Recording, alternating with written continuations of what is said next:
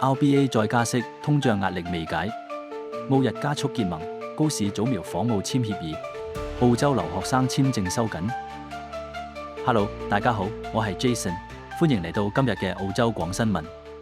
相信一路以嚟有收睇同埋支持我哋呢個頻道嘅朋友都會知道，我哋呢個頻道唔係單純用廣東話去讀新聞咁簡單。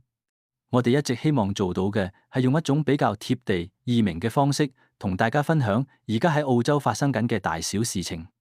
但更加重要嘅係，我哋唔係停留喺表面資訊，我哋會嘗試同大家一齊拆解每一單新聞背後嘅原因、背景同埋相關嘅數據，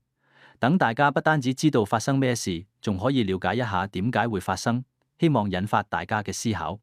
喺今時今日，資訊好多，但我哋相信，用自己最熟悉嘅語言，真正理解呢啲資訊，其實先係最重要。好，就等我而家開始帶大家進入今日嘅話題。RBA 再加息，通脹壓力未解。澳洲央行最新公布利率決定，將官方現金利率上調0.25厘，利率升至4.35%。今次加息係央行今年第3次上調利率。市場原本對今次會唔會加息存在分歧，但係最終央行決定出手，反映對通脹壓力仍然保持警惕。市場普遍已經預期今次央行會再度加息，顯示通脹壓力仍然係政策考慮嘅核心因素。通脹雖然曾經由過去高峰回落，但係近期出現明顯反彈，持續徘徊喺高於央行目標嘅水平。加上人工增長同服務業價格壓力持續，令到通脹下降速度較為緩慢。而喺記者會上 ，Michelle Bullock 進一步解釋今次決定背後原因。佢指出，目前澳洲通脹仍然大約喺4.6%左右，明顯高於目標範圍，反映物價壓力依然頑固。佢亦都特別提到，近期國際局勢，尤其係中東地區緊張情況，推高能源價格，增加全球通脹風險。如果相關情況持續，未來物價可能再次面對上行壓力。Bullock又指出，能源價格衝擊下，澳洲家庭嘅實際購買力受到侵蝕，形容民眾實際上變得更窮，反映生活成本壓力持續上升。不過佢同時強調，央行有需要採取行動控制通脹，否則長遠對經濟嘅影響會更加嚴重。至於市場最關心嘅利率走勢，Bullock表示，現階段仍然未可以排除進一步加息嘅可能性，未來政策方向將會視乎經濟數據而定。整體語氣被市場解讀為偏向審慎，甚至略為鷹派，意味短期內未見減息空間。值得留意嘅係，今次利率決定並非一致通過，內部投票結果為8:1，顯示央行內部對經濟前景仍然存在一啲分歧。有部分成員可能關注持續加息對經濟增長同就業市場帶嚟嘅壓力，但大多數仍然認為控制通脹係當前首要任務。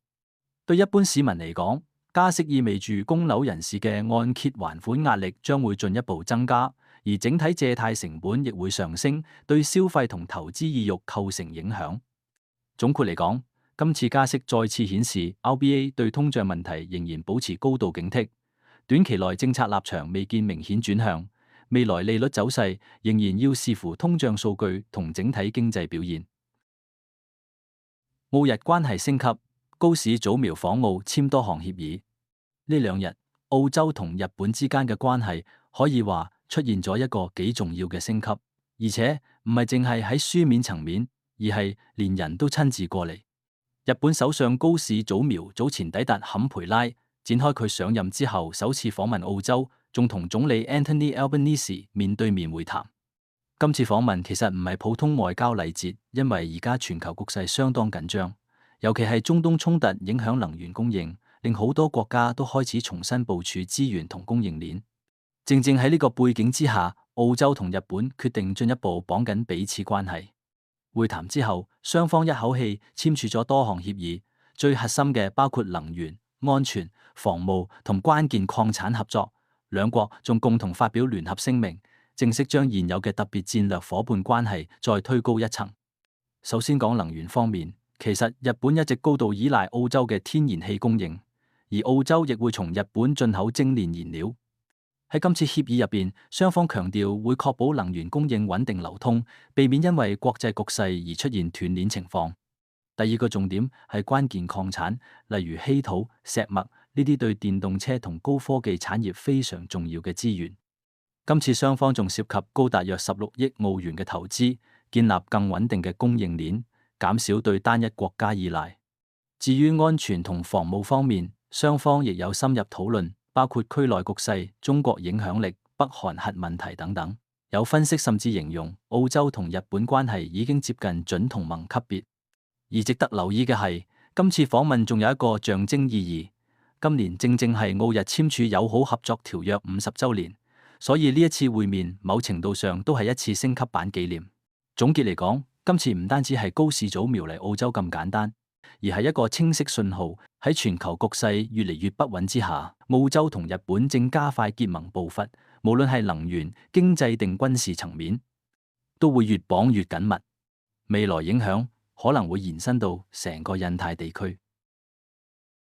澳洲留學生簽證收緊，拒批率創近20年新高。近幾日，多間媒體都報道澳洲留學生簽證批核明顯收緊，而最新數據亦都證實拒批情況確實大幅上升。根據澳洲內政部公布嘅最新統計，2026年初海外申請高等教育學生簽證嘅拒批率大約去到32%至33%，即係差唔多每3個申請人就有1個被拒。呢個水平被多個教育同政策分析機構形容為接近20年新高，反映批核標準已經明顯轉向嚴格。如果同過去1年比較，變化更加明顯。2025年整體學生簽證批核率仍然大約有80%，即拒批率大約12%至15%。換句話講，只係1年時間，拒批比例幾乎翻倍，顯示政策環境出現明顯轉變。除咗整體數字，唔同國籍申請人嘅情況亦出現好大差距。現時數據顯示，嚟自南亞地區嘅申請人拒批率相對較高，例如尼泊爾同孟加拉可以超過一半，印度亦接近40%。相反，中國學生拒批率仍然維持喺一個相對低水平，大約只有幾個百分點。呢種差異一般被認為同風險評級同過往違規記錄有關。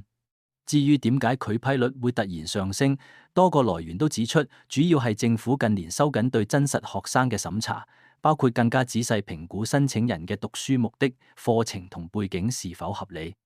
以及財力證明是否足夠。不過需要留意，官方並冇單一解釋，而係整體審批標準同風險管理同時收緊。另外一個關鍵因素係申請人來源結構出現變化，近年中國留學生人數有所回落，而南亞地區申請則快速上升。由於部分被視為高風險地區嘅比例增加，亦會拉高整體拒批率，令到數字上升更加明顯。呢個政策收緊嘅影響已經開始反映喺教育市場。官方數據顯示，2025年新入學留學生人數已經錄得大約1成半跌幅。業界普遍關注，如果簽證批核持續嚴格，未來入學人數可能會進一步受壓，對大學收入同相關產業帶嚟影響。總體嚟講，澳洲留學生政策正由過去相對寬鬆，逐步轉向以風險控制同質素審查為主。對申請人嚟講，要求明顯提高；而對整個教育產業而言，呢一種轉變會帶嚟幾大影響，仍然有待進一步觀察。好，今日嘅澳洲廣新聞講到呢度又差唔多。雖然近排關於經濟嘅新聞聽得多，都可能開始有啲麻木，甚至有啲已經預咗嘅感覺，但係最後都係反映喺我哋每日嘅開支同壓力上邊。無論經濟係點樣，生活都要繼續調整去適應。